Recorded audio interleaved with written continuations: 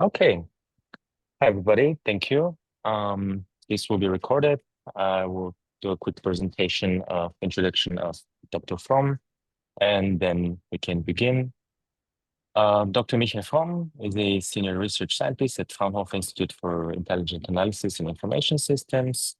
He specializes in the full pipeline for large language models, from raw text processing to pre-training and evaluation, as well as democratization and just general open source.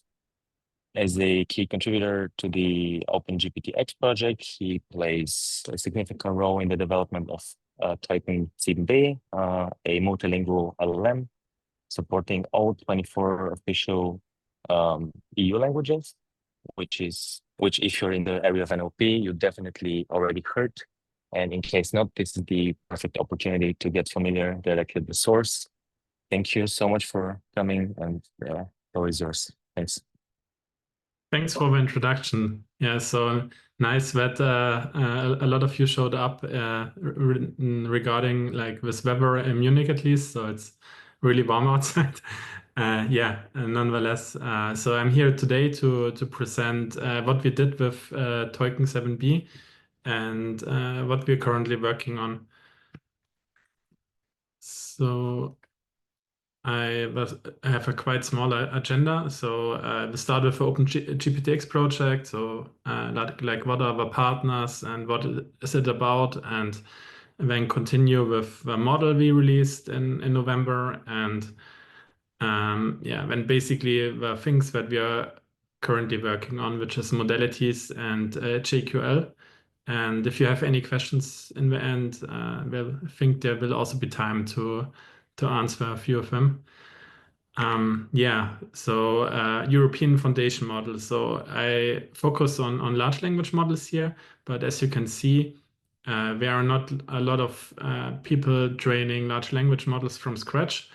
So I think the most known is Mistral with their models. They are quite successful and they have a lot of releases. Besides that, there's also Silo AI, which is now a part of AMD, and is also training European models, also Finnish models. And yeah, then like there's OpenGPT-X with the Teuken models and Aleph Alpha with Luminous and their new model Faria. There's also DeepL, for example, in Bonn, and they are training large language models for translation. Yeah, and like the others, I think not that well known. Like, yeah, stability probably due to Stable Diffusion XL. Yeah. So the OpenGPT-X consortium. So we had a lot of partners. It was the largest consortium in such a project so far, which had like advantages but also disadvantages. So there was a lot of communication involved and synchronization. But yeah, the partners, especially Jülich and TU Dresden and DFKI, they like really proved to be good partners. And yeah, so a quite large consortium also with industry partners like Siemens, WDR, and yeah. So about Teuken-7B, the model we released. So what is so special about it? I think one of the biggest changes that we did to other open source models is that we used more non-English tokens than English tokens. So English tokens we had around 41%, which like compared to Llama 3, for example, they used over 90% English tokens. And yeah, our intention was to really also have European languages represented in the model and in the outputs. And we wanted to see like how does this work? Does it work at all? We did a few ablations beforehand, and it looked really good. And yeah, when we decided to basically take all the data that is available for non-English languages and then mix in the best English data sets we have. So as you can see, German, French, and Spanish are the biggest, followed by Italian, and we also had quite a large part of code in the training data set. So usually researcher add code because it's a structured language and it supports reasoning capabilities of large language models, and that's why we also did that. Yeah, the model got released in November last year, and yeah, we also have now a new version, version 0.6 since December. So this is not yet released, but probably will be in July. And yeah, so it takes a long time to release these models in Europe and in Germany. We have a lot of partners, and yeah, we have to talk to the lawyers and they have to give the okay. So like it's a long process. But as you can see on the benchmarks, we got a bit better even with 0.6 model. And we now, on average, on free benchmarks in 21 European languages, we can beat Llama 3.1, Mistral 7B, and also Faria from Aleph Alpha.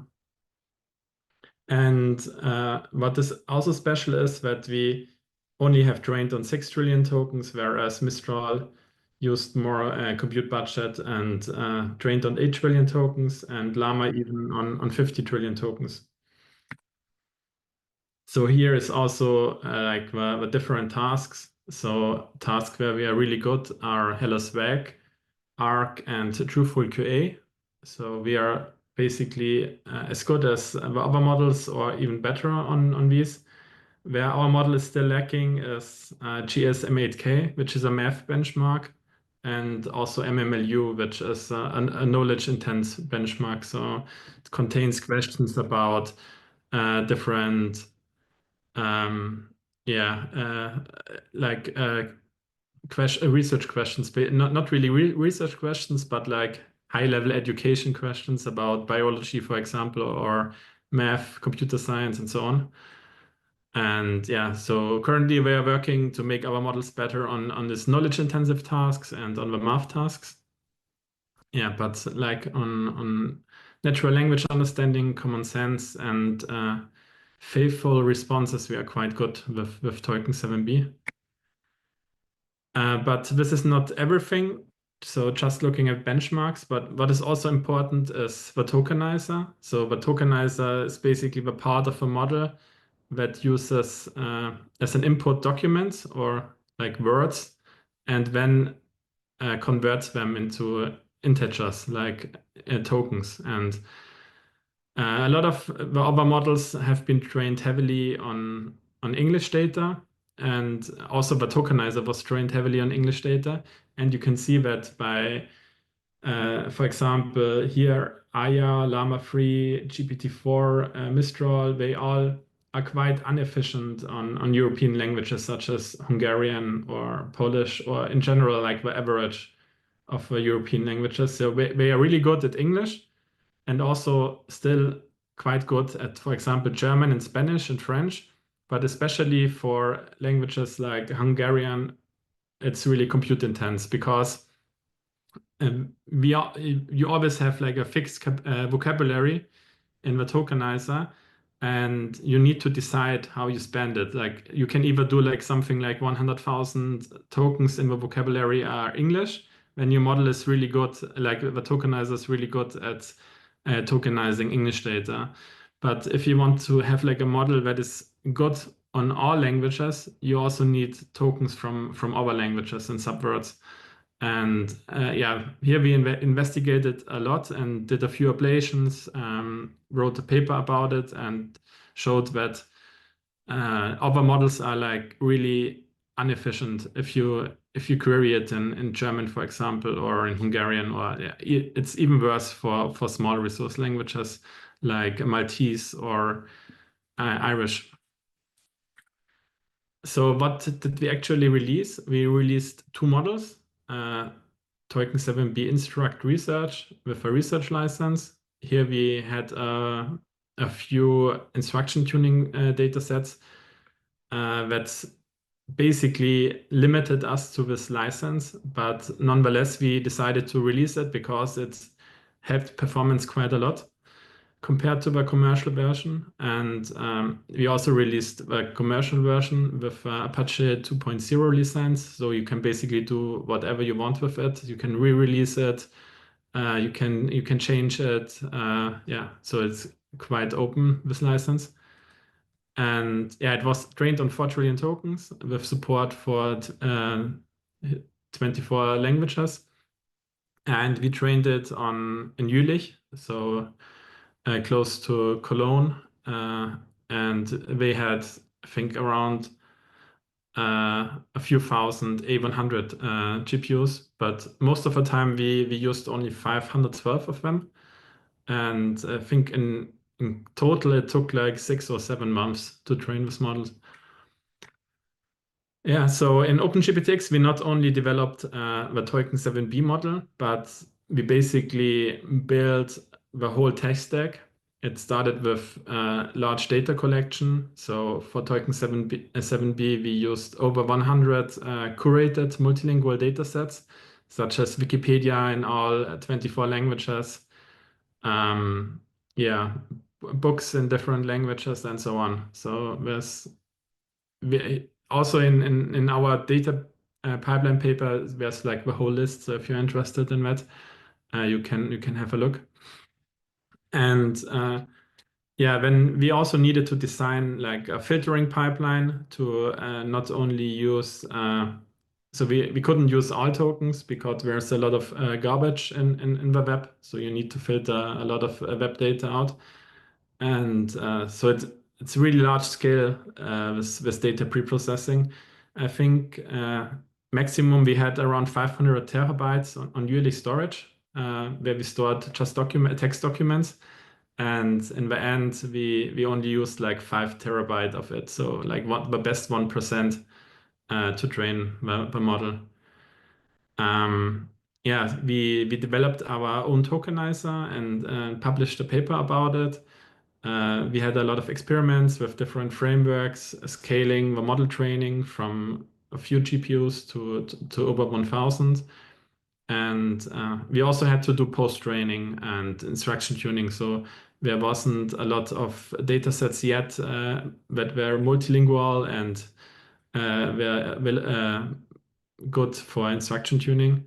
And also evaluation was a big problem. So most evaluation tasks were on English. There were a few in other languages, but compared to English, it was really limited. And what we wanted to have was the comparability, same difficulty of tasks, downstream tasks, so that we can better compare it across the languages. So what we did was we used DeepL for translation and translated these benchmarks and created this European leaderboard, which is publicly available on Hugging Face, where we evaluate also other open source models in different languages. And yeah.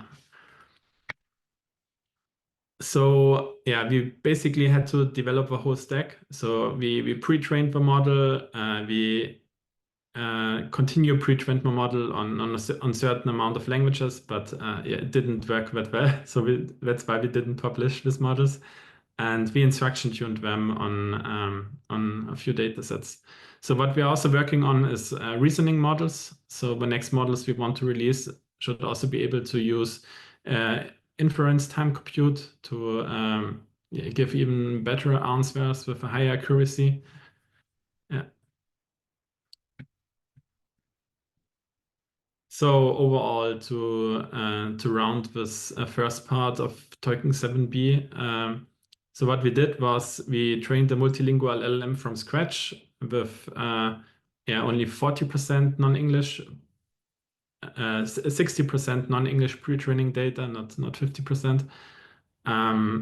We had really good results across all languages. So if you have a look in the paper, we have also measured like the standard deviation across the languages. and our model is really the best in that. So we are equally good on English, German, and even low resource languages. So that's quite cool. So if you are a company and you have like a multilingual setting where you need the model in different languages, it's quite good because you get like reliable results on our languages. Yeah, we are a big fan of open source, and that's why we released it under Apache 2.0.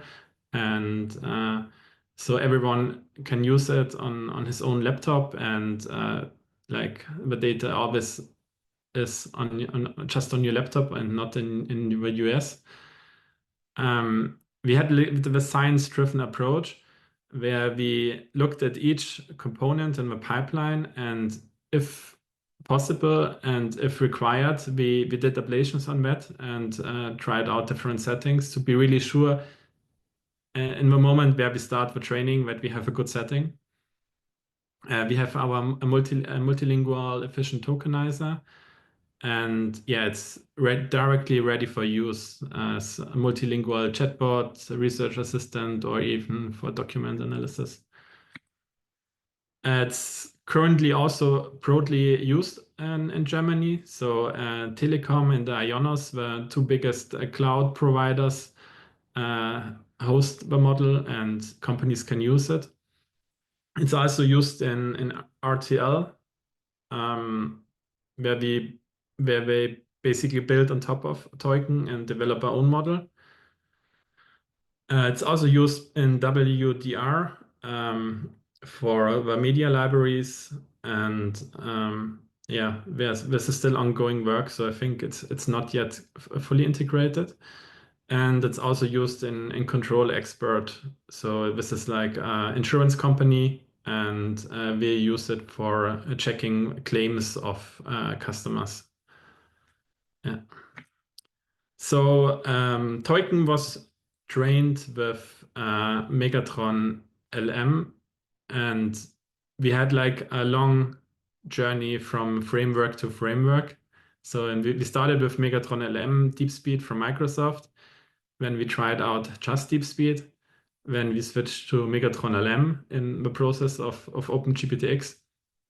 But in the end, what we did now is we developed modalities, which is our own LLM training framework from scratch. So we really started with, yeah, basically 0 lines of code, and I think we are now at, I don't know exactly, but a few, at least 10,000 lines of code, and we integrated a lot of features. And why did we do that? So we really wanted to master the technology from scratch.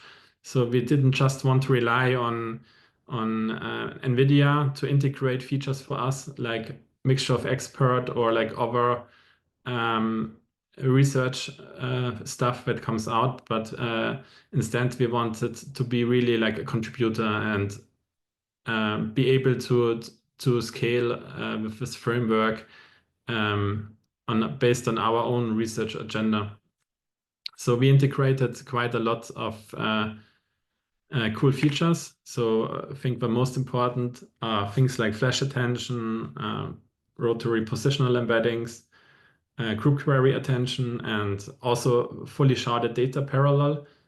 So this is a technology from PyTorch, FSTP2, and it allows you to scale really on up to 50K GPUs. So also Llama 3, they used FSTP2 in the training of up to the 405B model. And yeah, so yeah, in the next trainings, we also want to scale higher, and we want to use modalities for that. So what else about modalities? It's open source. It's so everyone can be a contributor if he wants.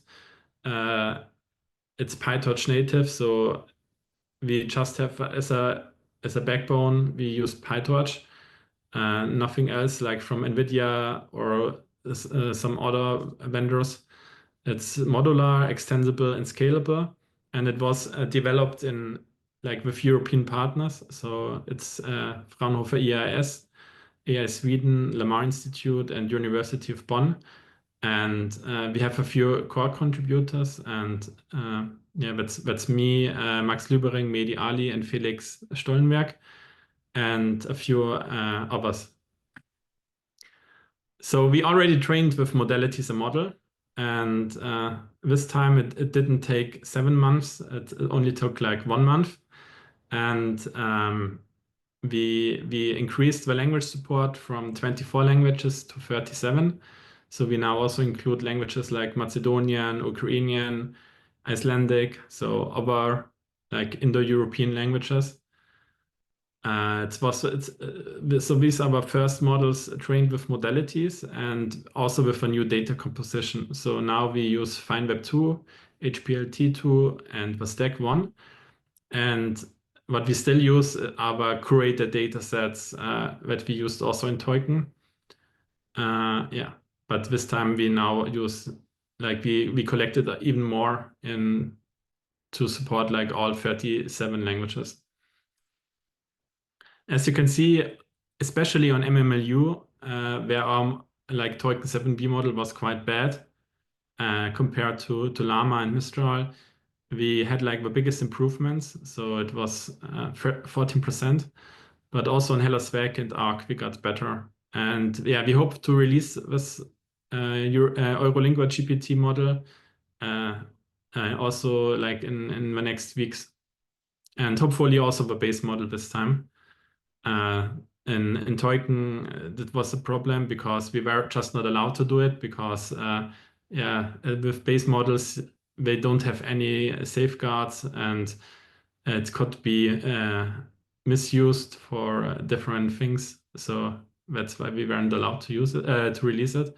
But this time around, yeah, we might release it in a different setting, and when we can even release the base model. So here is the training trajectory. So on the x-axis, you can see the amount of tokens, and on the y-axis, you can see the accuracy. And yeah, as already seen beforehand, especially on MMLU, we could improve a lot, but also on Arc and Hellasweg. So with Eurolingual models, they were trained on Mare Nostrum, which is a HPC center in an old church. And the next models then will be trained on Jupiter, which is the new exascale HPC near Cologne. Yeah, so that's what we did in Eurolingua, which was basically a continuation of OpenGPT-X, but it was only Fraunhofer and AI Sweden. And now together with Hessian AI, we wanted to really go one step further and improve our pre-training data even further. Because what was shown is that the pre-training data is crucial for LLM pre-training. It's the most important thing to consider. And so far, we relied on heuristic filtering. And this is problematic because if you think about, we now support over 30 languages. And when you have heuristics like if a sentence is longer than 6 words, it's a good sentence. But this heuristic might not work for all languages. So what people did is they designed this heuristics for all languages, and not only like this sentence length, but also a few others. And so it's really complex. It limits the scalability. And what we now wanted to do was to really develop a multilingual data curation pipeline that works for all languages. That's why we started the JCL community, Judging Quality Across Languages. So it's also a publication that is already available on Archive and is submitted to a conference. And yeah, it's human-centric. And we used ground truth data and leverages large language models as annotators. So overall, what we wanted to accomplish is that we distill the large language model judgments capability into lightweight multilingual annotators. And we wanted to use this lightweight multilingual annotators in the end to annotate like terabytes of data. And you cannot do that with large language models because it would be too expensive, at least for Fraunhofer. So maybe not for OpenAI or XAI, but for Fraunhofer and in general in Germany and Europe, it would be too expensive to use large language models to directly filter the whole web. Yeah, we developed this also on across 35 languages, and we have made like this nice graph.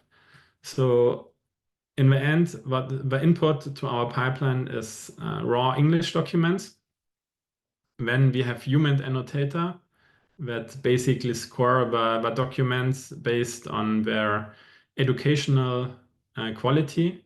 So it's like this document educational, and would you suggest it, I don't know, for teaching children history, for example. We did this for around 600 documents. And when we translated the 600 English documents into all 30 languages with DeepL and used basically the English scores. This was basically the test data set we used. And what we did then was to evaluate candidate large language models as a judge. And basically we used then the best 3 models to annotate large scale, so 500K documents for each language. Then we had like this amount of languages times 500K documents annotated with the educational score. And we distilled these documents into, we basically used this as a training data set and trained like a lightweight annotator. And used then this lightweight annotator to filter pre-training data sets, and we trained models on it. Yeah, it was a quite complex pipeline, but I will break it a bit more down. So we had 15 annotators who annotated this initial test data set. Each document was annotated by 3 annotators, and yeah, we had like a first round of annotations that were not that great. So when we did an annotation, like what is it called? Annotation teaching. So we really had like annotations guidelines and have gone through with all annotators and discussed how people should annotate the documents based on this annotation guidelines. And then we got way better signal and had like majority agreement for most of the documents. And yeah, as I already said, then we used this test set and translated it into 35 languages. So in the second step, we then used this test set to evaluate how large language models would score this documents. And we, as you can see, we used a lot of open source models and benchmarked them. So we had Gemma 2, Gemma 3, Llama, Mistral, Phi, and Qwen. And the 3 best models were Gemma 3, Llama 3.3, and Mistral 3.1. On average, they were quite good, with Gemma 3 being the best on all 13 languages and also on the 35 languages. Yeah, and what surprised us, the model that was quite bad was Qwen 2.5. So even like the larger models, like the 72B was quite bad on this task. And also Phi was not that good. And yeah, the 3B model was really bad, the Llama 3B model. Yeah, and so we selected these 3 models and used the 3 models to now annotate 500K documents for each language. So we had like were three models, so 3 times 500K times number of languages. And all models annotated these documents with this educational value. And so this data set was also released and is also publicly available in Hugging Face to train your own lightweight annotators. And that's also the next step I want to talk about. So one research question was, can we train one annotator for all languages, or should we do a separate annotator depending on the language? Or should we have something like language families, for example, Romanian languages or Slavic languages? And as it turned out, we can do it quite good jointly. So here, the three last rows are basically we throw all languages together, train a classifier, and evaluate it on our test set. The baseline is train on each language their own. So that this performed nearly the best. So with 73 Spearman correlation. But still, Mistral trained on all combined was even better. So we also tried to train it on the language family, and like family 1 is here on only small language families, and family 2 is basically larger language families. And yeah, it did not work that good compared to training on the same language. And yeah, we also tried training on German, for example, and evaluating on and using it on English. This is like this non-family one. So this also does not work that good, but in the end, it worked. It basically showed like it doesn't really matter how you train this lightweight annotator. Due to the multilingual embedding models we used, they are quite good alliance, multilingual, and yeah, you can basically choose whatever setting you like. But we in the end chose to use this joint training, so that we have really in the end only one lightweight annotator, and we can use it for all languages. So the last part of our pipeline is when applying this lightweight annotator on a pre-training data set and training large language models with it. So we did that, and we evaluated on ARC, HelloSwag, and MMLU the performance during the training. And we didn't report accuracy, but instead the probability of a correct answer. So you can think about, like, for example, the question, what is the capital city of French? When you have like different answers in the vocabulary and we have probabilities. And what we measured is basically the probability of a correct answer, because even if there would be like Berlin, like really high up, but Paris would be on a second place, the model is still better aligned and works better if like the probability of Paris is really high and not low.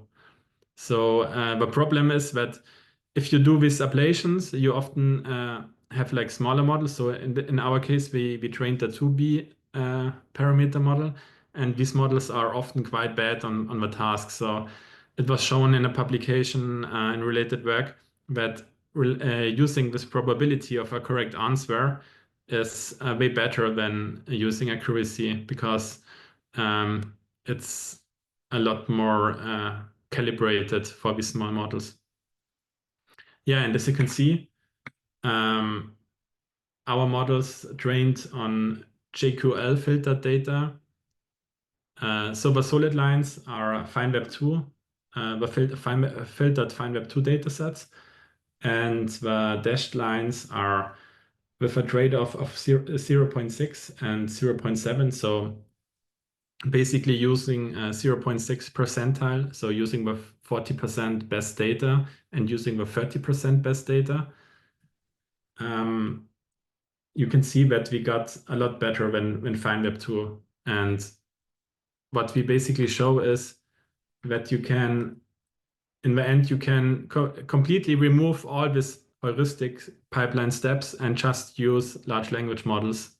So really small large language models to filter the data. And the basis that we applied with lightweight annotators on was raw FineWeb 2. So there are like two versions, the filtered part of FineWeb 2 and the unfiltered. And we merged them together, applied our annotators, and trained the models on it. And by that, in the end, we had like, on the one hand, more data points available than FineWeb 2, because we also used this remove data set, but basically the heuristic filters filtered out. So we had more data and we have even better performance than FineWeb 2. So yeah. What we also did was to try if this generalizes to other languages. So we tried here Arabic, Thai, Chinese, and it worked quite good. So we got also better on these languages, even though our lightweight annotators and we didn't have any training data for these languages. But due to the multilingual embeddings models that supported Arabic, Thai, and Chinese, the signal is also good for other languages. Yeah, the next step then is, yeah, so we introduced this scalable multilingual data filtering pipeline.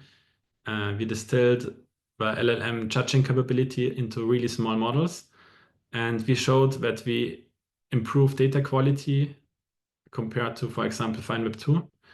And we also demonstrated that it generalizes really robustly across languages, also unseen languages. And with JQL, we really set a new standard for multilingual data curation. And yeah, the roadmap to the next artifacts is that we now have modalities to train large language models at scale. We have JQL to filter the high quality pre-training data sets. And we trained 8B and 50B models on 35 European languages. And yeah, overall, we now have all ingredients to train state-of-the-art European LLMs. And we also have an agenda. So in June 2024, we had Teuken-7B available, and we could release it in November. So like close a half year later. We currently are nearly done with the release of the next Teuken-7B model. So this will be released probably in July. We already trained the Eurolingual GPT-8B and 30B models, but here like the release is still, so we trained the 8B model and this will be also released soon. And we will train the 30B model. And yeah, release is always a few months behind this dates because we still need to do post training and also want to do a reasoning on top. So make it reasoning models. And yeah, end of the year we also then want to train a 100B model and make it also multimodal so that it supports images and yeah, in general, also tools and reasoning. So this was all slides I had, and I hope you found the time well spent on this talk. Yeah, and if you have any questions, I think in the chat I saw already a few messages. Yeah. Yeah. Thanks so much. This was really, really interesting. I will just, if you like, I can read them one by one, or you can read Sure, them yeah. yourself, but however you want to do it. We have quite a few questions, so I'll begin with the first one. So Philip is asking, what are the criteria for good data? Yeah, it's a good question. So it's not known. In general, like what we want are like long documents, so that the model learns long range dependencies, for example. But besides that, there are like this heuristic criteria where people had a look on it, and like, for example, like documents have to be long, documents should be non-repeating, so not just A. And good documents should also not be just lists of words, for example. So there are quite a few filters that were shown to be beneficial for pre-training by ablations, but in general, it's still an open question. What is the best data for pre-training? And yeah, FineWeb Hugging Face showed that this educational prompt works quite good. So they asked large language models how educational is this document, and this is like a good proxy. It was shown for baseline model performance. So it's still probably not the best, and there are papers about it where they tried like things like how good is the grammar, or like how long is the document, and so on. So they tried like a really lot of things, but so far it was shown that this educational value of a document performs best. So basically documents that are highly educational for humans also tend to be good for LLMs. Thanks.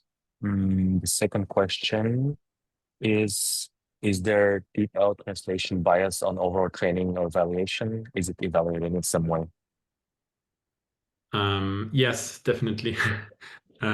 Because in the benchmarks that we used, so it's about the benchmarks, or so we translated them with DeepL, and but this has the problem of things like cultural misalignment. So the questions are still about like football and basketball and like these things US that are really popular in US, for example. Also, MMLU, for example, they have like questions about the education system in US, and just by translating them to German, it doesn't really make a lot of sense, but it's the best we had. And so basically it's like the upper limit of a performance. In reality, the models might be worse on non-English languages, especially if you ask them things about your hometown, or like the German law system and so on. So like it probably will perform worse than the English law system, for example. But yeah, this like creating this benchmark data sets in each language is a lot of effort. And in Trust LLM, which is another European project, there are now people working on that. So there's a website called euroeval.com, and they mostly use human created data sets in the original language. And that's the benchmark we will also switch to in the future. Philip is asking, will there be a multimodal version as well? Yeah, and hopefully end of this year, but I think released it's going to be next year. So at Fraunhofer EAIS, we have a long history with video and images also. And yeah, we definitely want to work on other modalities. That's also why we called our large language model framework modalities, because we want to, in the end, we want to support more modalities than just text. Another question is, how small was the document scoring model you trained? Sorry, can you repeat that? How small was the document scoring model you trained? I think it was only 200 billion parameters, but most of it was, let me go back.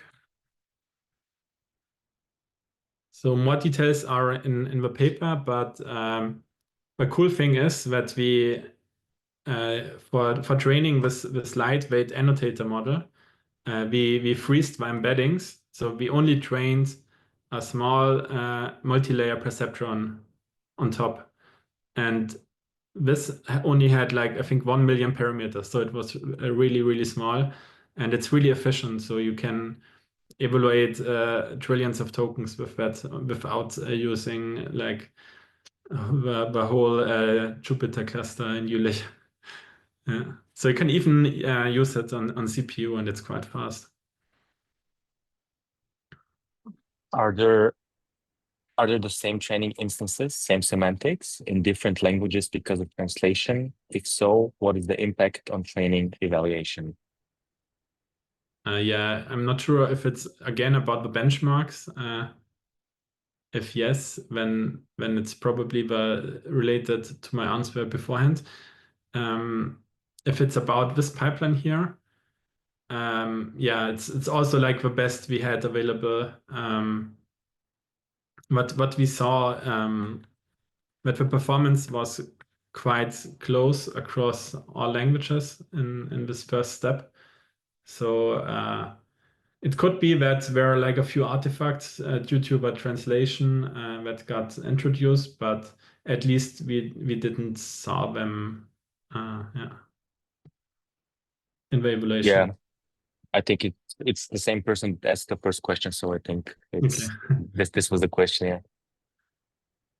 Another one is, can you expand a bit more on human annotator agreement? Did you compute the Krippendorf alpha? How did Yeah. your team decide human agreement was okay to continue? Yeah, so we also calculated this. I think I don't know if it was Krippendorf or another of the annotator agreement scores, but they are all in the paper, also with figures and so on. So I just don't know it in my head, but yeah. Okay, there is a longer question here. Bear with me. The lightweight annotator filters data based on educational level. Does this purpose align with test benchmark features? For example, factual K, I guess this is. How does the model perform on dialogue tasks or other tasks that are not just factual? Okay. We saw previously with math, it's not good enough. Does it indicate the current model lacks general reasoning abilities? Yeah, so a good question. So we selected not so basically we applied our pipeline on web documents on FineWeb 2. But yeah, there is a prior on knowledge intense benchmarks. And that's also why we saw in the end that on MMLU it gave like a huge improvement.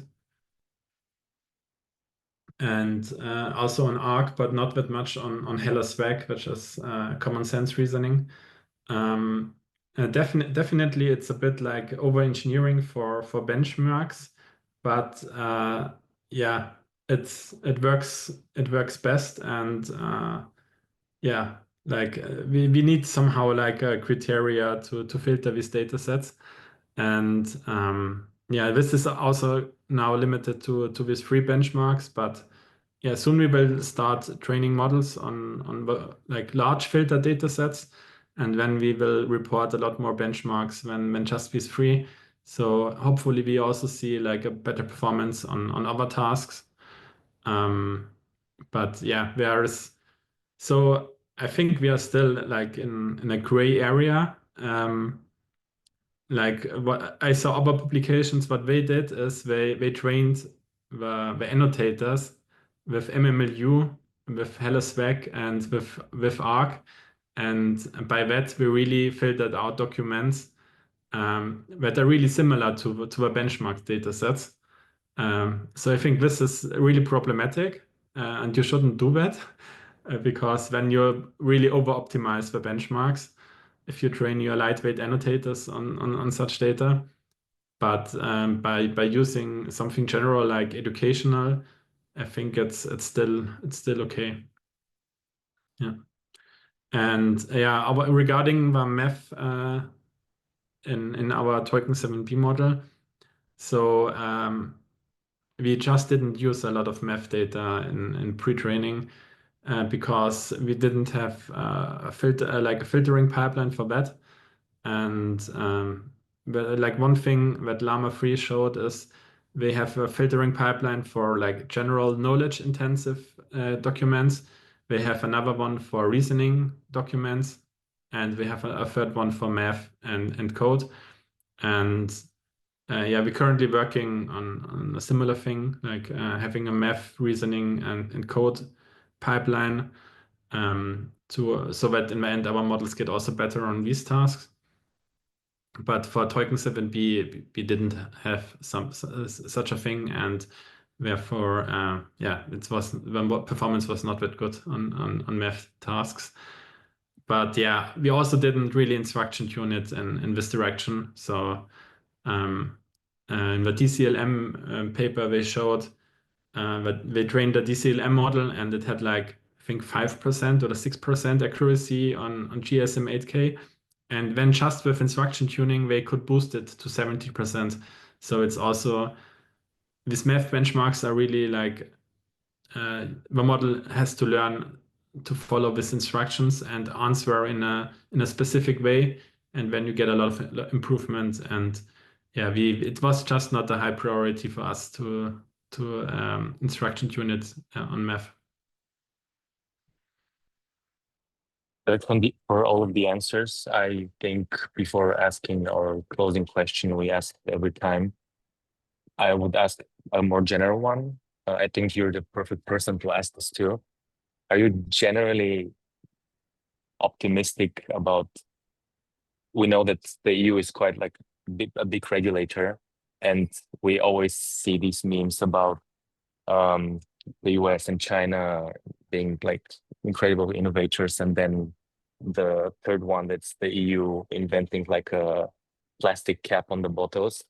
But do you think we're already kind of going away from this skepticism, because we do see that the EU can produce good quality everything, including models, without making so many compromises on ethics and security and so on? It's more of a general question and on PM based. So yeah, just feel free to Yeah, so I think one thing we can really work on in Europe is the regulation aspect, and I think we need some changes in the law system to really enable boost competition.